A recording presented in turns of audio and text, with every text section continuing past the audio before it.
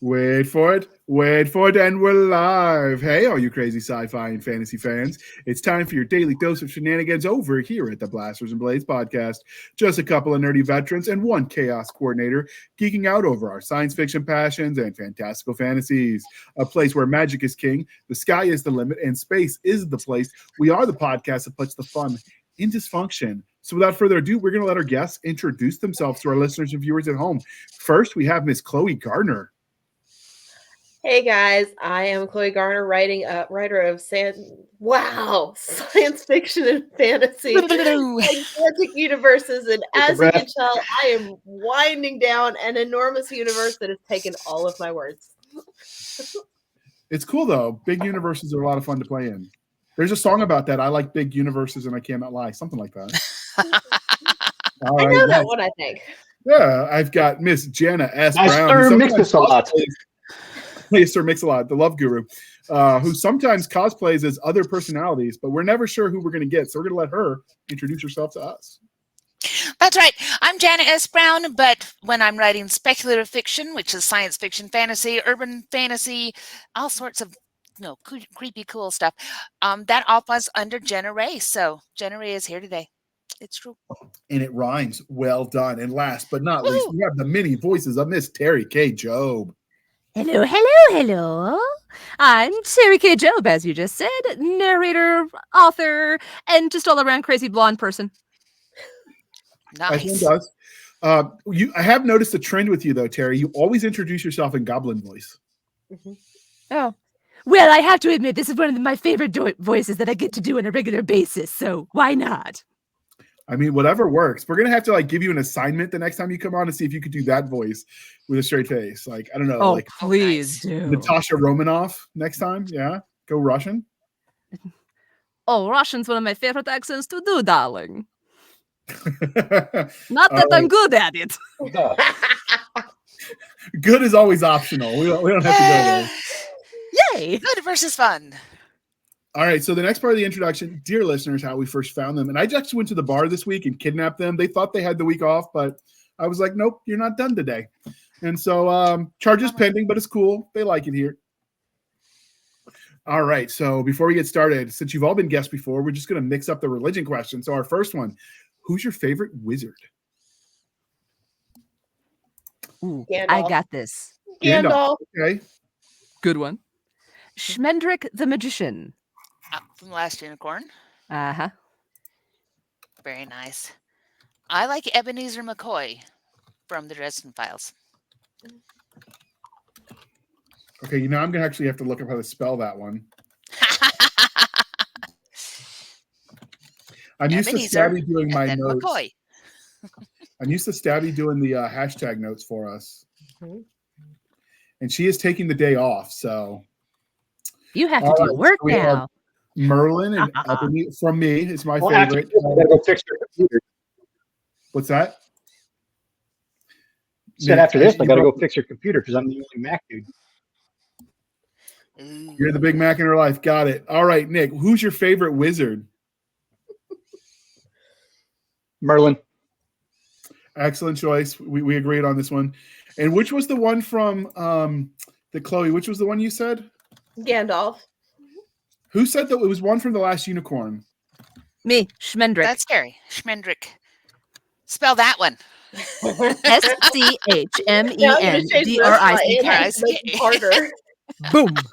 All right. I'm just going to have to Google those later, and we'll just move on. I'm planning a universe based on that character, so, Oh, he's awesome. I love that. Is awesome. And then next we have who your favorite witch is. Terry. Okay, it's going to depend on how you define witch here. My go-to answer is Maleficent from the animated Sleeping Beauty way back when. However, if you technically she's a fairy if you go back to the lore of the fairy tale. So my backup answer is Sarah Sanderson from Hocus Pocus, the blonde one. You like the villains. Honestly, the older I get, the more I sympathize with Maleficent. She just wants someone intelligent to serve her. It's true. Who doesn't want that? There. And to be respected. That whole thing could have been avoided if the king and queen had just invited her to the party. She is Mhm. smart enough to know not to go. Yeah, if she had All been able to decline it on her own, it would have been a completely different conversation. But when you just leave her out, well, now she's mad about it. Yeah, you Exactly. can't blame her for that. No. All right, Jana, favorite Granny witch. Weatherwax. Who? Granny Weatherwax. I mean, really, all three of the weird sisters from Terry Pratchett are amazeballs, but Granny Weatherwax and her headology she is absolutely one of my favorites. Okay, Chloe. Weatherwax for the win. She stole mine. And it's the best answer. It is. I'm gonna go with Sabrina, just because I remember watching Sabrina the Teenage Witch back in the day with my sisters. So we'll Oh go my with that goodness. one when it was on TV. What about you, Nick? Glinda, Wizard of Oz. It's a good witch. And the Wicked Witch of the West. So you get a twofer with me. There you go. The Witches of Oz. The Witches of Oz. All 'Cause right. it Well, traumatized me. were the portrayals in the movie the same as in the book? No, No. I mean, What was the sort of, difference? kind of. Well, the movie has to simplify a lot because you're squishing a whole lot of movement into one thing. And there were witches for all the cardinal directions, and they all had different things that they were in charge of, and they overplayed the cackling, woohoo, I'll get you kind of thing. She was not nearly that woo. And Glinda kind of has her own thing going on. There's politics going on, and poor Dorothy is just stuck in the middle. All she wants to do is go home. And Glinda could have told her at the very beginning, click your heels together and go home. That whole, you had to learn it for yourself is kind of a stupid lesson. So Okay. there's politics Well, there. I just would have Oz said, is like, its own special thing. it'll just get the phrase from me when something stupid happens in a movie. And I just go, well, maybe it'll further the plot. There you go. Okay. All right. And then since this will be airing in the middle of the summer where life is hot and miserable in some places, not in others. I guess if you're in Australia, it's winter. Weird. But what is your favorite caffeinated drink for the summer? Terry? Coffee. How do you drink it? You still drink it hot? Oh, yeah. I read somewhere that if you drink something hot, your body goes, oh, this is hot. I need to cool down. And so that helps get your cooling system going in summer. I haven't read the science for it myself, but, It's nice to Right. believe. yes. Okay. What about you, Jana? I am a Diet Dr. Pepper girl. You know this. Everybody on the podcast who's ever heard me before knows this, and I will drink it here and there, and I will drink it everywhere. And usually, now I have a giant Stanley mug that my husband got for me because it keeps the ice colder. It makes me happy. I was actually expecting maybe you would mix it up and be like Dr. Pibb just once to mess with us, so that's why we keep asking. No, Mr. Pibb, the dude didn't even finish medical school. never. Oh, There was excuse me. law. That's like blasphemy, man. Or like Dr. K, the generic Dr. Pepper. Gross. Very, very gross. If I can't get my Dr. beloved Thunder? Diet Dr. Pepper, then it's lemonade. Nice, cool lemonade, and I do like it with fruity add-ins. Mm-hmm. Okay. So, All right, Chloe, Madam Chloe. Favorite? Oh, it's still cola? You don't change it up at all? No. Not The even like day a that I vanilla? come on this show and tell y'all that I'm drinking Pepsi, like there's somebody on the other side of my computer holding me hostage. This is an official message to everyone. that's how people know. Coca-Cola or bust. Maybe over the summer you mix it up with like vanilla Coke or cherry Coke. I don't know. What kind of insano person are you? You still drinking the lime stuff too? No, nobody ever liked that. That was disgusting. All right, Nick. I put coconut and lime in mine, so. Vanilla Coke is good though. But Nick, what are you drinking over the summer? Probably iced tea, sun tea. Sun tea is good. Stabby said she's been making that. I discovered I actually like iced coffee if made right. So it would always get watered down and it was weak. So now I just double strength the coffee. I make ice cubes out of coffee. So when it waters down, it's still strong. And that is the trick. Stabby put me onto the coffee ice cubes and I'm digging it. So now I drink the iced coffees, but I don't like the Starbucks version. Dunkin's okay. Homemade is great. Starbucks, not so much. Their coffee, when it's iced, it's even more bitter than when it's hot. So not good. Not good at all. All right. That trick also works with like fruit purees and things like that. If you make your ice cubes out of that and then add it to your lemonade and other such things, then it just puts flavor into it and not a whole lot of water. Okay, that's good to know. You're giving me ideas, Jana. I know. It's fun. Yeah. That's a lot of work, though. I mean, that's a commitment to the drink. Plan in advance and stuff. She doesn't plan in advance. She just reaches into her fridge and grabs the can. Yeah. All right, I'm a pantser, man. I drink my Coke and I pants my plots. All right, so Jana and Chloe, this is for you. Canned, the plastic bottles, or glass? Ooh. Important questions. I have phases where I want the plastic bottle because there's more and because it's easier to tote around because I can close it. And then I have phases where I'm like, no, I'm off plastic. I'm going to go back to the cans because that's theoretically better for me or something. And then I'm informed that the cans are lined with plastic anyway, which just defies everything and makes me angry. But they're pretty. They're pretty. I like that. And then I seek out glass. What about the bottles? Find. Yeah, glass bottles are hard to find. What about you, Jana? Yeah, I've never found Dr. Pepper in the bottles out here. So I would drink it in glass bottles if I could lay hands on it. But given that I can't, I buy big plastic bottles and I pour it over crushed ice, usually with lime and coconut in my giant mug. And that works out really, really well. I cannot do the cans because I can taste the metal. Anything that comes out of a can tastes metallic. Because my taste buds are weird that way. So I don't drink out of cans unless I'm desperate. And if I'm desperate, then, any port in a storm. Understood. All right. Well, desperate times. I mean. Yeah. Last religious question for the night. Favorite magical item? Terry? I'm going to have to go with, if you're a D&D fan, the bag of holding. And if you're not, just the bag that's bigger on the inside, like Mary Poppins. Not officially a bag of holding, but it kind of is. The Mary Poppins. And what? Good idea. Good idea. And Felix. Yes, Felix. All right. What about you, Jana? It would be a toss-up between the magic wand, because once you've got a magic wand, you can do pretty much anything you want. And Bob the Skull from Harry Dresden. Because to have such a nice repository of knowledge there where I don't have to actively remember all of the crap that I'm trying to remember, that I could just say, you, remember the thing for me, and when I need it again, here it goes. So I kind of like, the wand gives you power and Bob gives you information, which is, power in and of itself. So there we go. There's my twofer. And Red Bull gives you wings. Woo! Chloe? We argued over this for the longest time trying to come up with something because I like my magic items to be impudent.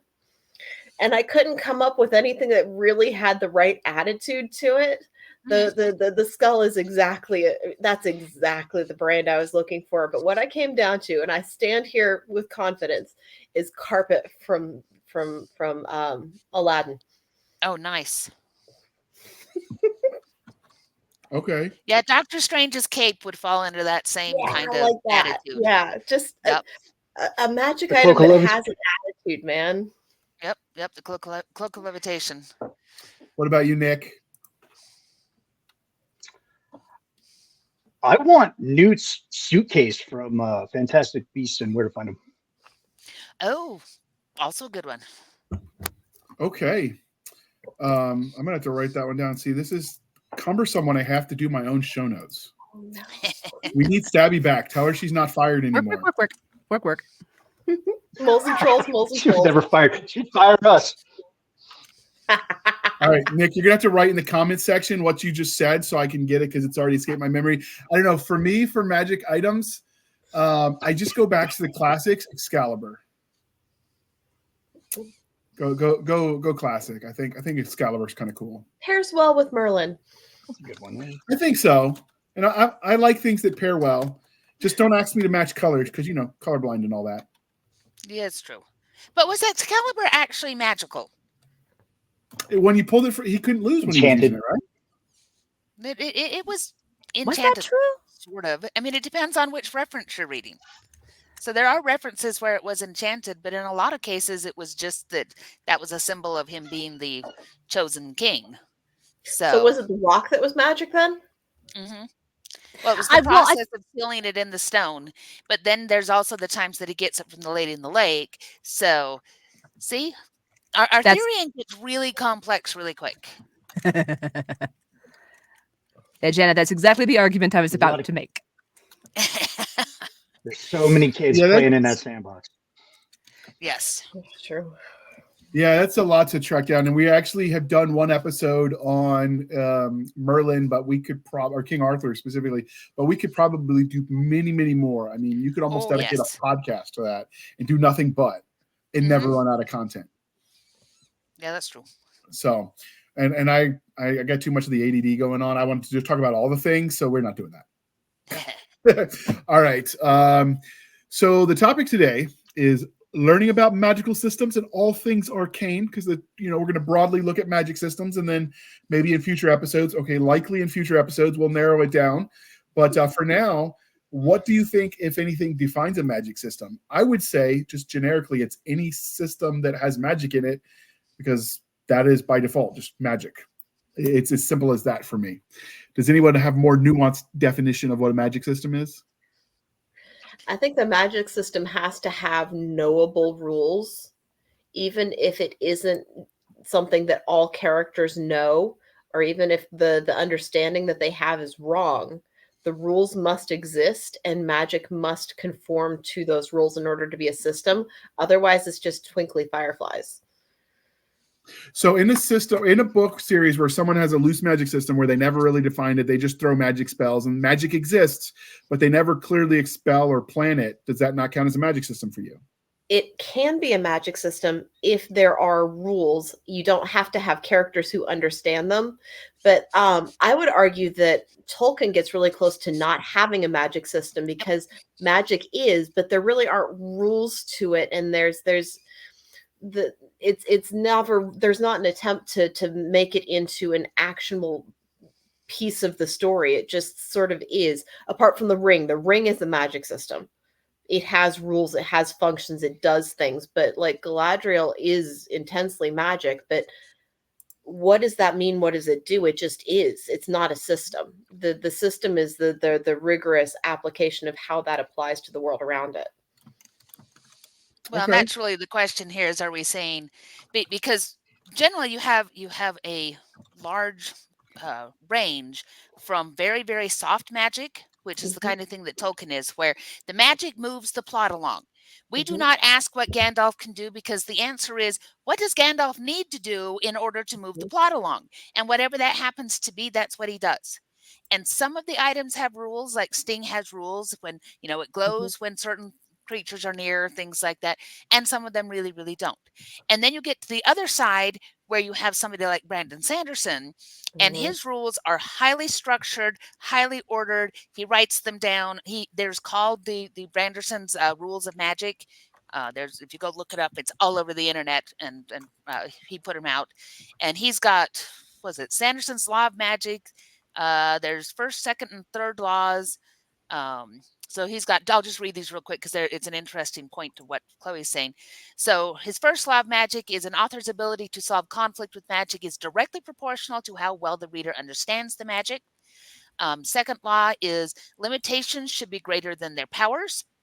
And the third law is expand what you already have before you add something new. So always work out the things that you've got before you start tacking on more powers to it. Because a lot of authors, the way that they get past a new challenge is that suddenly we have a new magic, instead of finding how they can use the old stuff in a more interesting way. And then there is the zeroth law.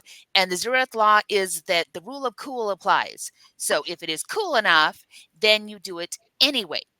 and then you blow off the rest of it. So that's the thing, is if we're saying a system is only these ones over here that have those particular rules, or if it's a lot more open than that, because I have a lot of magic that has rules, but they're very fluffy rules, and they're not nearly as strict as what somebody can write down and say. Again, going to Sanderson and his Mistborn, certain metals do certain things. End of discussion. There are rules about them, and they can only be used in this particular way. I am never that precise, but I'm not Tolkien imprecise. So there's a range. Mm-hmm. Go, Terry. I can see. I actually don't think I can add anything to that. You've pretty much hit what I was thinking.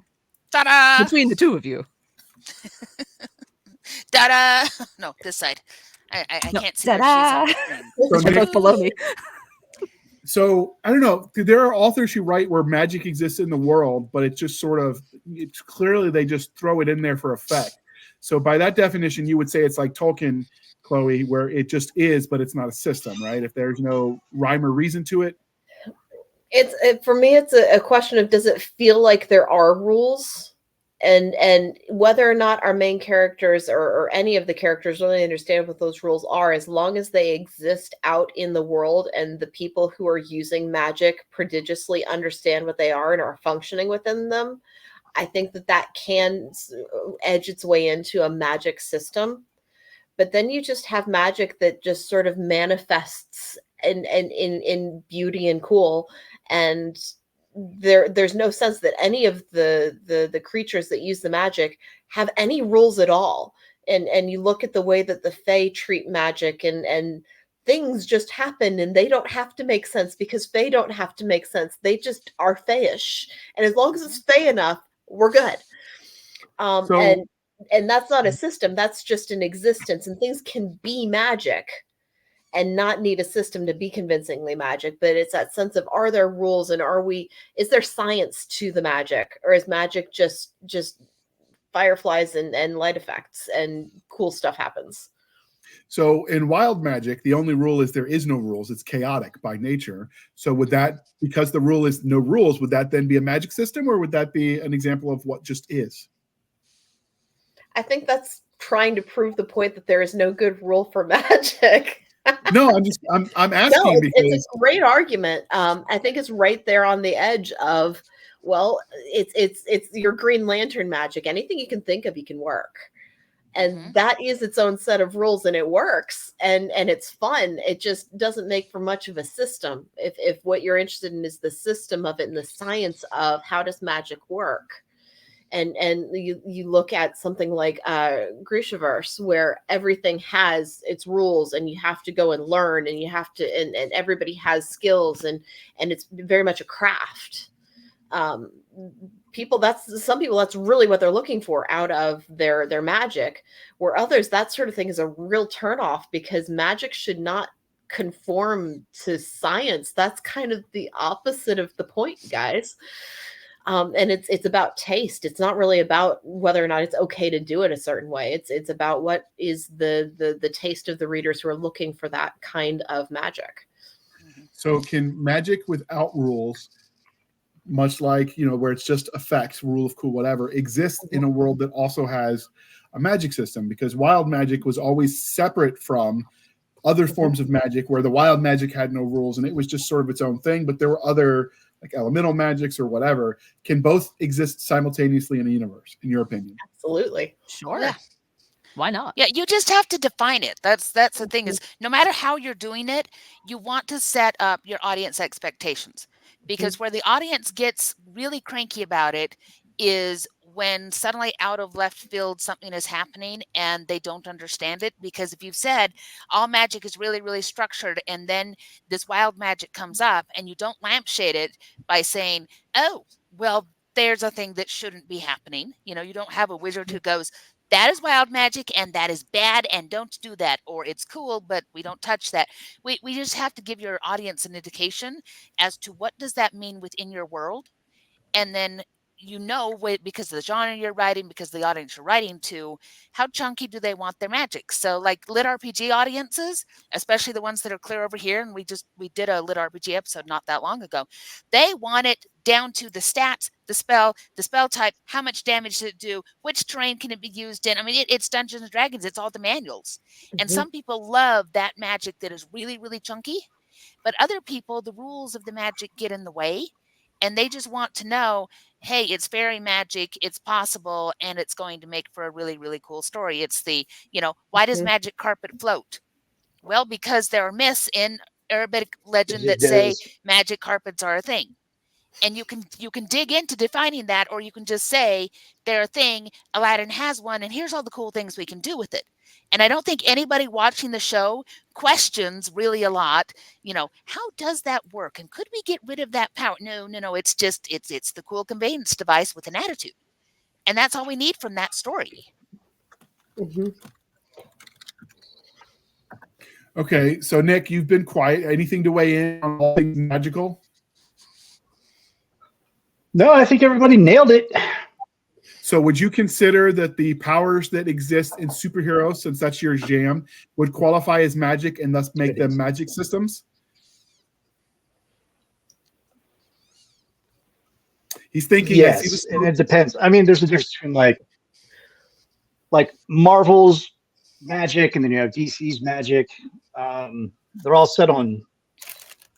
I say there are rules. They're just really loose rules. So I guess it's probably more towards would you call it wild magic or natural magic? Yeah, wild magic, which is generically considered to be chaotic. And then you get into the multiverse, and then those rules change. Yeah. Yeah. Well, and Doctor Strange is specifically the Sorcerer Supreme, okay, except for when he gets snapped for 5 years and comes back. And through his run, he is sometimes the Sorcerer Supreme or not. And he deals with very different storylines than, say, the mutants do, or some of the other things. Those storylines get really weird and really wild in different ways because it's dealing with this magical aspect that is different than a lot of the Earth-based or even the space-based stuff. So magic does play an interesting role in comics, but it goes in different directions. Okay. And I get the feeling I'm not a comic on the page consumer. My comics background is almost exclusively from movies and television. But it gets the sense that in a lot of cases, the comic book magic gets to be so big that it's really hard to contain within a plot. Because that's one of the big holes, especially of your wild magics, is that it's hard to have conflict that's convincing. Because if you have a magic that can do anything, the story automatically ends. And that's where having really strict rules gives you conflict that's easy to structure, and you can put something against this magic that the magic is clearly not capable or designed to go against well. And you get this sense of at some point the stories within the comic books get so big, the magic gets so big that there are no convincing conflicts, and you have to do something outrageous in order for that to outmatch the existing magic in the comic book universe. And I look at that. One of my rules writing is never kill the devil, because then what are you going to do next? And we say it a lot. They killed the devil in that movie. I don't know what you do from here. Yeah, and that happens a lot, especially with ongoing series. Comics run into this where we just reboot a lot. Yeah. And you have to say, I'm reading this comic from this particular age because the origin story works this way in this particular year that things were done. And then they jumped up here and they kind of rebooted it, and we took some powers away and we added some stuff. And so you have to know where you're at. And you see that in series too. Buffy the Vampire Slayer ran into that. Where they had some great seasons, but they ran out of how do you escalate the big bads. Because what becomes more scary, what's scarier than a god? And then they had a whole season where it was life is the big bad, which was a really stupid season with a couple of exceptions, which then led them to, well, it's going to be the first. And that's where they had to end, because where do you go from there? And the comics have taken it to interesting places, but that is a thing you have to be aware of in your writing. Is that as magic tends to pile up, because you face a bad thing, you power up in order to defeat it. Then when you face the next bad thing, you keep getting more and more powerful. And at a certain point, especially in a long series, they have to start looking for lateral power or ways to depower. Harry Dresden did this. Spoiler alert, guys. It's been out for a long time, and there's like 17 books thus far. And around the 10th book, they do a huge pivot where they have to pull away some power and give him different powers, because otherwise, on the escalation scale that he's on, nothing can be a challenge anymore. And that is a problem with magic, even with well-defined magic, is how do you keep it under control as you write across the series? Because we're always powering our main characters up to defeat whatever bad guy there is, because if we didn't, it wouldn't be a challenge anymore. So it's part of why magic is really, really tricky. So the ultimate bad guy is then aging, because eventually as they get older, they're too infirm to fight it. Yeah. No, I like to use injuries that knock you back as part of the victory moment where you can reset, but it's just one of those strategies to how do you manage to continue to set people up against convincing villains, convincing conflicts. So that's what the army was doing. Okay, I didn't see that. All right. That's dark. Well, and there's having specific rules to how the magic works and having boundaries around the magic, I think. Because there's the specific rules that say the mage must say this spell with these components for so many minutes and X happens. And that's very, very, very structured. But it helps when almost every magic has some kind of a cost, some kind of a, yes, I can throw fireballs around, but I can only do it so much before I'm exhausted. Or, you still to have some kind of restriction around it, even if it's not as strict as it has to be this many minutes with this kind of dust, with this kind of, these kind of quatrains. You got to come up with the magical rhymes. I always think of, which one that was on with, oh goodness, I've lost it. Anyway, there's so many on TV where they had to have all of those. It had to be the Charmed. That's what it's called, Charmed. And they had to do the rhymes. They had to do the potions. They had to do all those things. So we have lots of range. All right, take it away, JR. I know you want to. All right, we're going to pause for a moment while we shamelessly shill for the woman this time. And then when we come back, we'll dive back into all things magical and arcane. So air that beautiful footage. Boom. Are you searching for an epic new fantasy book to read? Well, look no further. Try out Spring for Spears, where the fate of the wolf riders falls on an outcast. Astrid would give anything to be one of the Ulfsark, the fearless warriors who ride giant Amarak wolves. Like her ancestors, she yearns for the soul-deep bond with a wolf, the connection, the union, a chance to prove her worth and honor her mother's legacy. Yet, she's never heard the wolf song, and with each passing year, it's likely she never will. Except Astrid refuses to accept her fate. Then, an encounter with a nature spirit and a foreign princess dashes her last hope and changes everything. Will Astrid save a fragile peace and embrace her destiny? Or will her dreams of the wolf song fade to distant lands? Join Astrid and friends on a thrilling new fantasy adventure in A Spring for Spears, the first novel in the Wolf Song saga, a series by best-selling, award-winning authors Katie Cross and Derek Allen Sidaway. All right, thank you for sticking with us through that commercial interlude. Back to all things magical. So you mentioned the issue with magic as you get too deep into a series, it gets harder and harder to top yourself. Are you a fan of the multiple universe or mirror universe, all that trope that we see as a way to kind of shake things up, or do you think that's overdone? Overdone. It's a cop-out. It's cheating. I'd agree. It's like, oh, well, it's an excuse to put in an idea that you should have had with the original content, and you see it in Marvel all the time. It's like, oh, this would have been a really good idea during this character's creation or one of their like first couple of like formidable arcs that like define the character. They go, well, what if he had done this? Then it becomes a giant. Well, there's a multiverse, so now it's a giant what if, which used to be a long-running series in Marvel. What if? And those were fun. And I was like, what? Why didn't they put that in the beginning? It's essentially superhero fan fiction. Official. Yeah. No, it's taking the characters that were an awful lot of fun to build in the first place and doing a Sherlock Holmes where everybody is going to go build their own content and their own context and their own plot, except that you want to do it with your own stuff. And I think that you just got to stand by the original creation that you made because that's what's yours. And going back and doing it again kind of undercuts your own work. So I think with superhero stuff, they use the mirror universe as a way to retcon things for series that have been around sometimes for, going on 100 years.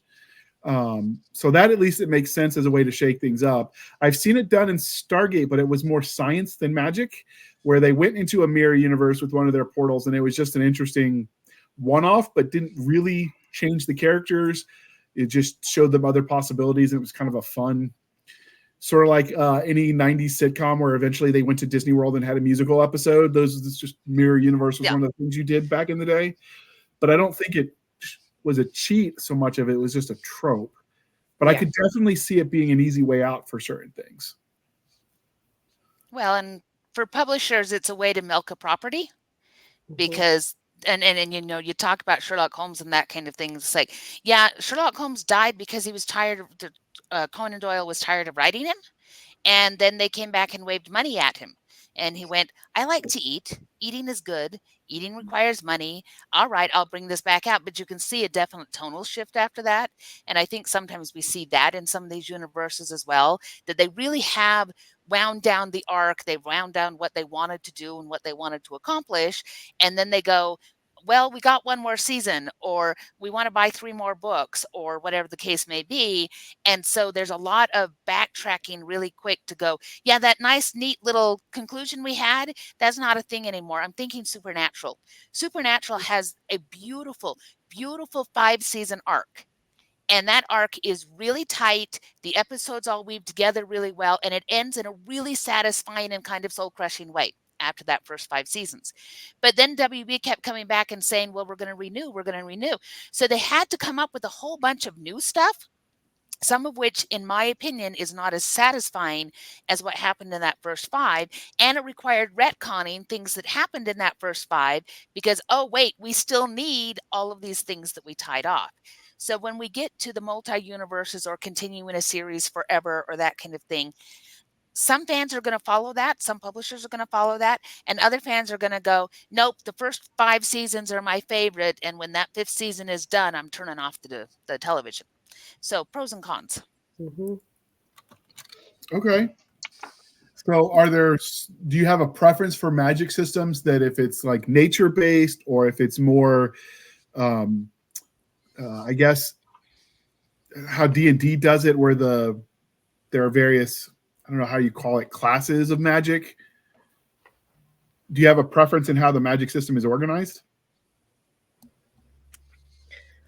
I mean, for my own writing, I've always preferred things that are nature-based in some way. Like, I get that. I understand that. Whether that's, the characters have to have enough focus to do what they're trying to do and understand what they're trying to do in some way. Like, healing is a good example of that. I have elves and they can do magic, but they're based on the 4 main elements. So someone who is earth-based could be really good at mending bones, but not so good at like healing surface wounds or dealing with sickness. Whereas someone who's water-based would be like, oh, that's easy, and they could fix that. So there's checks and balances there. There's another series I'm thinking about that is more the traditional, wizard and their spell components and some more rules for magic, but it's still loose. Like, to cast fire magic, you need a component for that, something physical, material component for D&D players.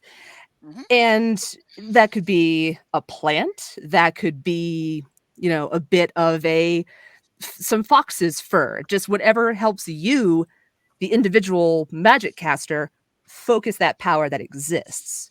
But that's still elementally based in the world, if that makes sense. Yeah. So D&D, if I'm remembering correctly, and like I said, I normally played a tank, so I didn't have to think about the magic. So I'm sort of coming to this Johnny come lately. Fair. But it's schools of magic is how they classify it, right? It depends on. Well, yes, yeah. Wizards do schools of magic. Sorcerers follow bloodlines, and there's a difference between them where sorcerers are like a vending machine. They have lots and lots of spells they can cast over and over again, but they're all fairly low level. Wizards have a very specific power progression, and they tend to be in schools where the school will be they're about charms, or they're about transformation, or they're about whatever, and all of the spells will fit within that school. They'll be an elementalist, but they're an earth elementalist, so all of their things fit within that school. So D&D and most role-playing games kind of break it up, so you have those two kind when you get into wizards and sorcerers, and then you have religious magic. And deific magic is a completely different thing, but that's your clerics and your paladins, and actually most druids fall into clerical magic. And so that is religion based on the deity that they follow and what their domains are. So you get lots of structure from that, and you see a lot of that crossover into fantasy simply because it's a chicken and egg thing. As to D&D was inspired by fantasy, and then future fantasy has been inspired by D&D, and we just keep going back and forth because I played all the way since D&D 1, D&D 0 really, and the system has changed as it's gotten popular and people have written about it, and there's been books and movies and all that kind of stuff. Then they look at the books and movies and go, well, some of that cool stuff we should now put into D&D 2 and 3 and 4. So they feed on each other, and it's really cool. And I think technically, thinking back to the 5e player manual, all the magic spells in that back section have a school assigned to them. Mm-hmm. I think even the ones that are clerical based, or I think that would be necrotic. Yeah, the clerical based ones have a domain, and so it's the sun domain, it's the healing domain, it's the this, that, and the other, the necromancy domain, depending on which deity you follow or which general path, because they came up with that kind of thing so that you wouldn't have to have gods if you didn't want to, because gods and goddesses made certain parents really upset in the same way that the demons and devils did. So I think it also depends on which version you're familiar with. I am only familiar with 5e. I am very vanilla in my D&D consumption. So you probably have more knowledge on the prior versions than I do, which is 0. I started playing back when Moses was a baby, so I have issues. That's awesome. So you know how to part the sea then? That's good. Yes. There's a certain spell for that, but you got to be at least level 8. Okay, good enough. That's when you start level of tidal wave. I wonder if that's really a spell in D&D that you could actually do, part the sea. Yes. I can't remember what it's called, but there is a spell that will allow you to part the waters. Okay. Now, when this is all over, I'm going to have to go look it up, because I know that there's a spell that will allow you to do that kind of thing. You ought to put it in the comments when he posts. Yes, I'll find it, and I'll put it in the comments when the thing goes up. So do you have? And I'm sure, dear listeners, that somebody out there is going, I already know. So if you get to it before I do, then go post it in the comments. Bonus points. So, Chloe, do you have a favorite school of magic or type of magic? No, I tend to be. I feel strangled by the books and the television shows that have really, really structured magic, where this is the set of rules and this is the only thing that magic does, and you have the positive and the negative side of it, and these two things they fit together, and it's a yin yang, and it's very, very tight and structured. I like magic to be a bit more wild and a bit more intuitive than just this is your spell book or this is your metal or whatever the really specific scientific rules are, because magic is ephemeral. It is intangible. It is difficult. And the idea that you do the right thing and you get the right answer every single time is just that it's against the nature of what magic should be for me. So I really like I have a series where a lot of the magics are rather more structured. You know how to get the answer that you want, but then you have symbolic magic, which is a lot more about the cultural context that things are in, and what things mean to you and what things mean to the people around you and all of that. And that's where all of the fun is trying to understand what is the magic in the way that the world works and the way that the world looks and all of that kind of stuff. And that's where all of the fun is for me. Okay. What about you, Jana, whichever you prefer to go by? Do you have a favorite type of magic? Okay, my very favorite magic in almost everything is healing magic. I am obsessed with healing magic. I think that comes from having chronic disease because I have problems with chronic pain and stuff. And if I could just magic it away, I would so do that. And also being a mom, you look at the kids and you're like, oh, I really wish that mommy kisses just made it go away. Makes it feel better, but it doesn't actually doesn't completely heal it, and that makes me sad. So I love healing magic. I love magic systems that I want them to make sense for the character and for the story that we're telling. And that's the most important thing to me. The series that I just finished off in May is all religious magic. It is about followers of a god of death and a goddess of life, and she's the healer, and they're the ones that lay the undead to rest because dead things are supposed to stay dead, and their god is really upset that there's a lich going around raising things from the dead because once he's put them down, they're supposed to stay that way. So the knights have very specific prayers and rituals and things that they do, and that's how they draw power from their deity in order to go and do the fighting they need to do. She has very specific prayers and rituals, but hers are all rituals of life, and they're all about reaching into the life that's inside of everything and using that to then heal and protect and shield and do all those kinds of things. So it works really well as a nice balance because it's these two different magics, and then you get the magic of the lich, which is a blood magic that brings things back that shouldn't be that way, that empowers things in negative ways. So it's all about finding those balances. And that was so much fun to write because I had to keep writing out and going. I would write things and stop and go, wait, wrong kind of thing. They're not ever going to do that because that's not their job and that's not their god. And so the ritual has to be something that's going to appeal to this kind of deity, this kind of setup. And so that's what I want is I want the storytelling to make a lot of sense there. And so if you're going to tell me, a friend of mine once created a healer character, and the way that she healed people was that she summoned demons to take over their bodies because a demon cannot inhabit an unclean and a broken vessel. So they would heal it, and then she would have to get rid of the demon right before it took them over. And through that game, it was in a D&D game, and it got to the point that people would say, I'm fine, I don't need to be healed by you. Because if she flubbed the roll, they got possessed. And they're just like, I don't need healing that bad. But it was a really funny way to come at healing because it was totally in line with her character. She was raised by demons. She thought that was all very, very normal. And they're just like, oh, no, I will limp along with this broken leg. I'm great. I'll wait until my hit points fill up naturally because I saw what happened to Fred and I'm not getting possessed. So again, it's all, how does that work with the character in the story? So I think that can work, but one of the things I liked David Eddings did in the Belgariad series was when the young man was learning his powers and he accidentally healed someone who was blind, and his grandmother character was like, you shouldn't be able to do that because how do you fix something you don't understand the nature of? So he didn't understand how vision works, so he shouldn't have been able to repair it because he didn't know what was there, but he just sort of did it, which clearly showed, I think, to some level that there are some sort of rules here. I thought that was a fun way to do it, but I like, generally speaking, nature magic when they use it creatively. Like where someone would be like, okay, well, you can handle metal, so that means you can mess with someone because they've got metal in their blood or something. They use it creatively, like thinking outside the box. That works for me. Mm-hmm. But speaking of working for you, what about you, Terry? What is your favorite kind of magic to see? Healing's good. Using elemental stuff creatively is also good. But, there's something to be said for just summoning lightning bolts at people you don't like.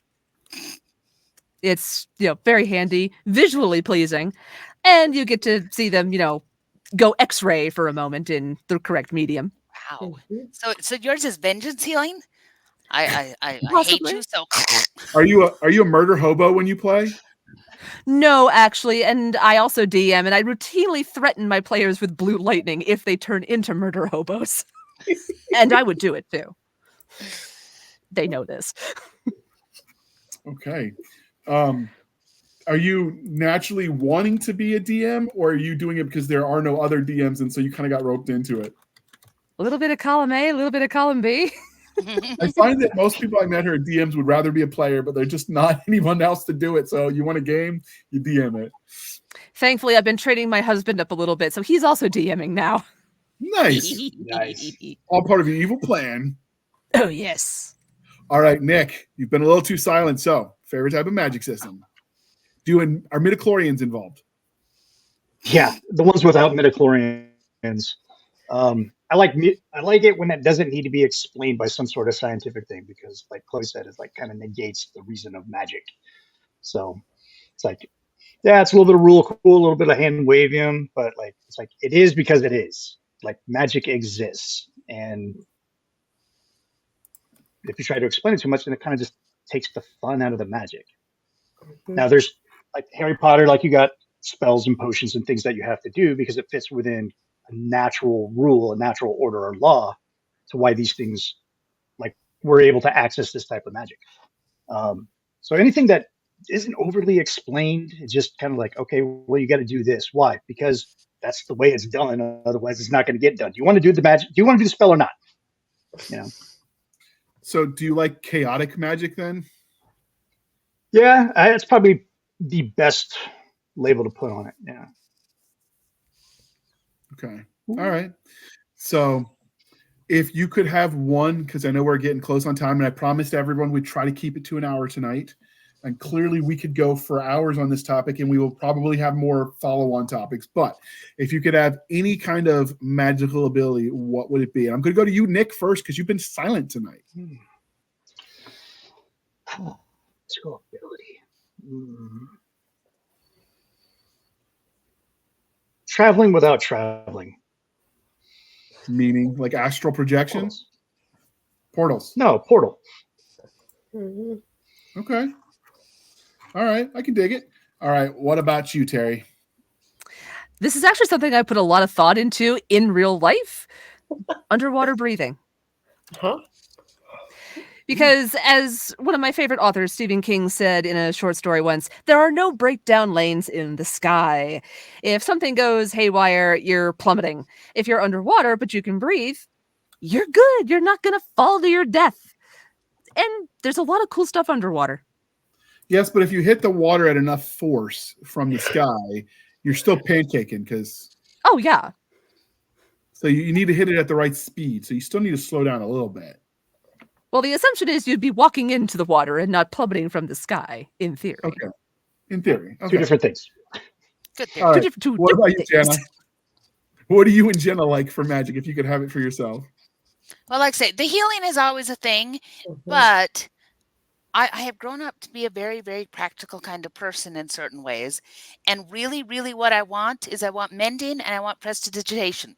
Because mending allows you to fix anything, and the greater spell of that is make whole. So you can take the broken junk and you can just wiggle at it and ta-da, you have the thing fixed. And prestidigitation magically cleans stuff. There would be no more dishes in my world. We would sit at the table and we'd go la la la la la la la, and they would all be clean, and then whoosh away we go. So there's my highly practical answer: is I want prestidigitation and I want mending. So you and Disney, every Disney princess, basically. You know, they summon the animals. I just want to be able to magic it because I can't help but think that the animals probably leave as much mess behind as they took with them. Fair. It's also in a wizardry world. All right, Chloe. Well, I think that the other answers have been excellent answers. That I would definitely agree with those being very good answers. But listening to my subconscious, I think the one thing I really want to do the most is fly.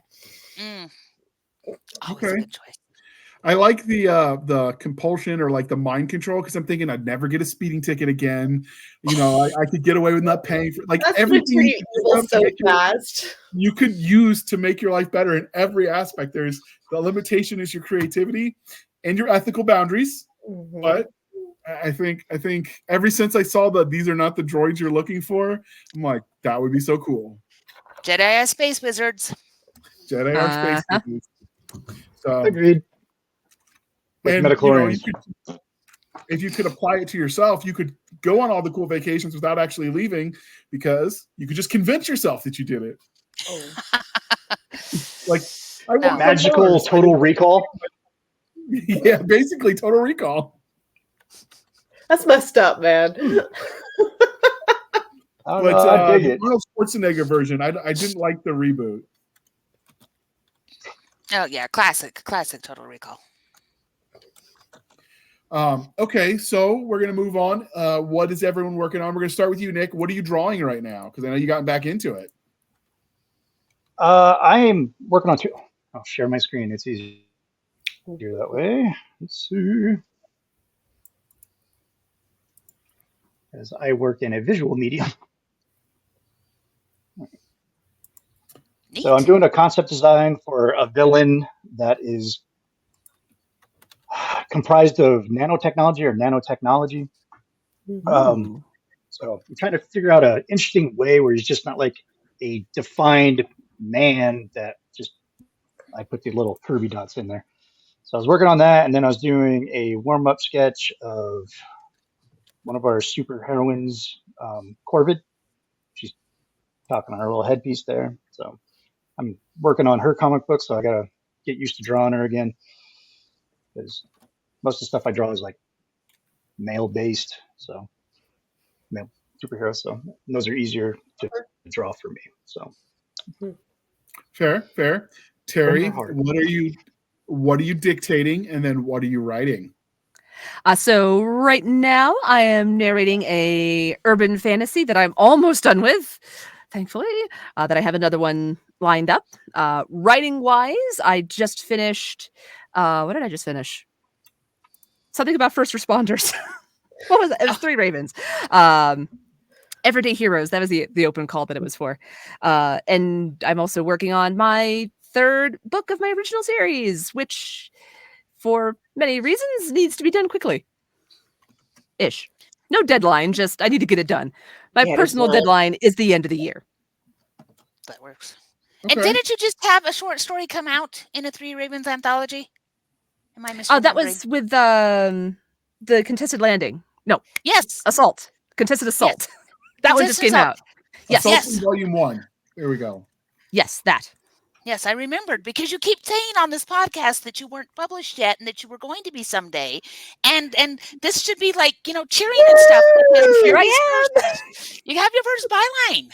I've come out of the egg, the writing egg. soar, Outstanding. eagle, Yay. soar. We will link that today, just so if you want to check out her work. Yeah, because You it's can. awesome. It was a very good piece too. So there. All right, Jenna, the many voices thereof. There are other pen names that you have not introduced. So what are you writing that you can tell us about?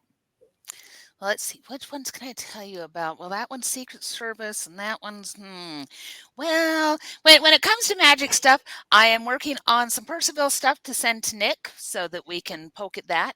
So that is moving along.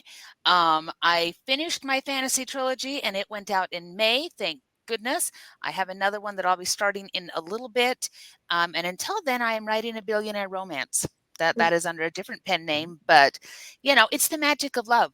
And that's a very, very important thing. So I thought it was the magic of the money, because anything's possible if you're rich enough. well,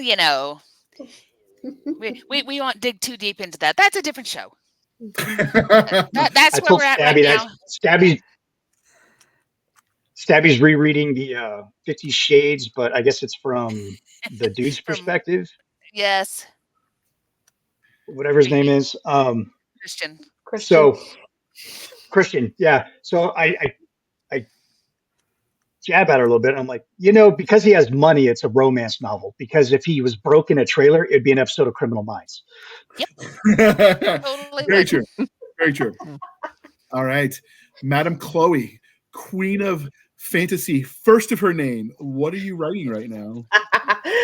I am rounding for home on my 20+ book, Fantasy World. I have a stack of Post-it notes over here on my wall that I put together in 2021 that has all of the check marks all the way down to the bottom, and I just have 2 more books left.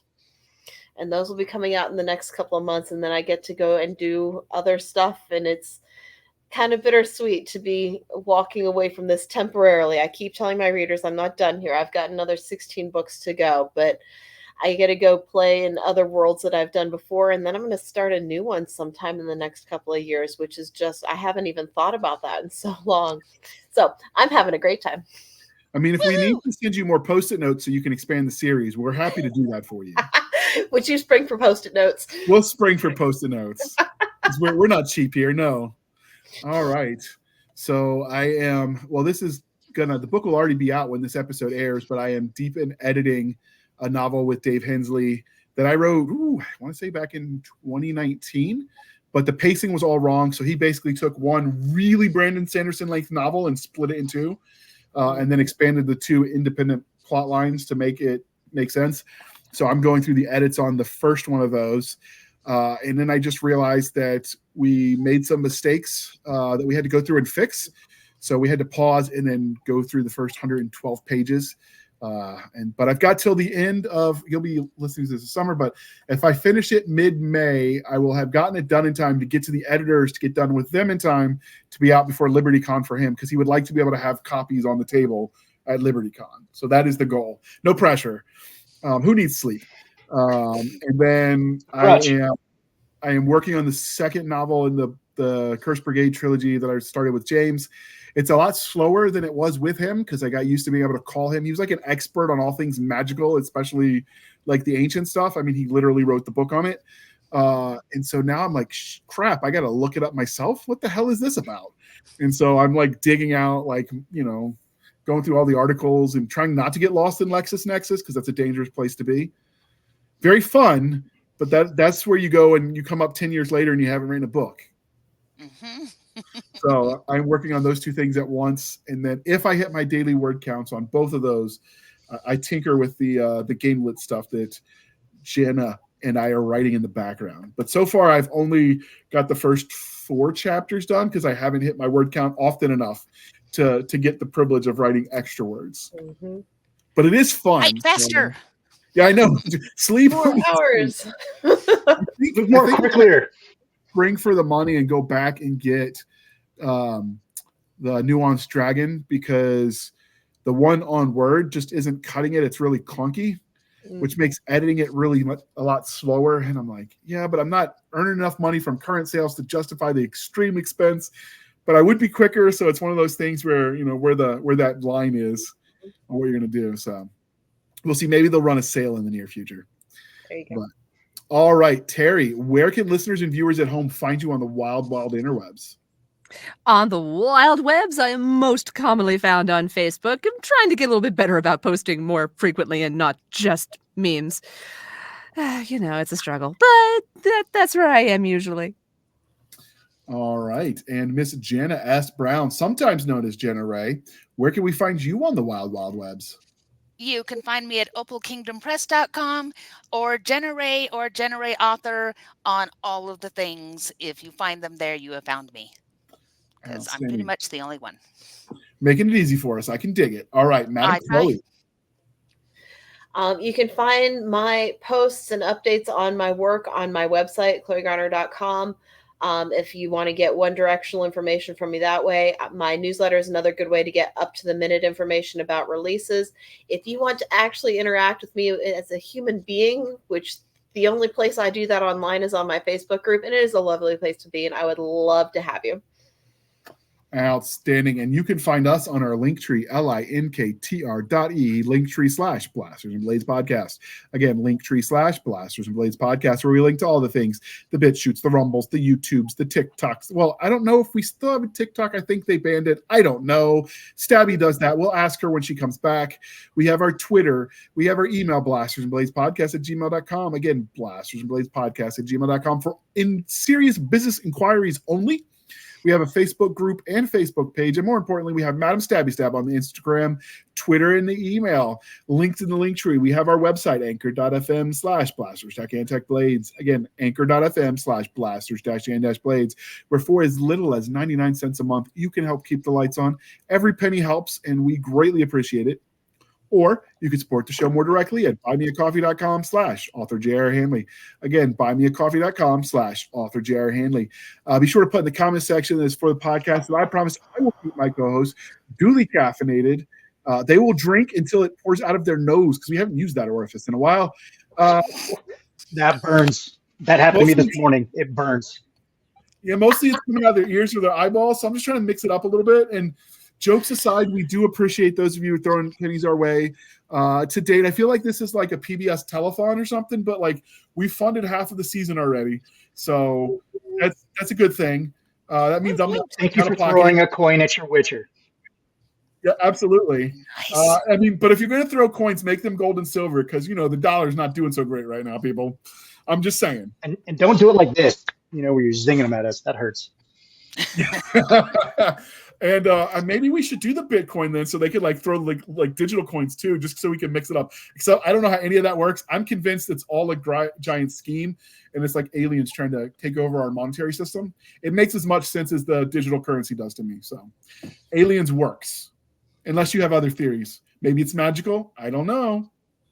Could be. All right. Before I get too deep in the weeds and we make people mad at us, we're going to end right now by saying thank you for spending some of your precious time with us.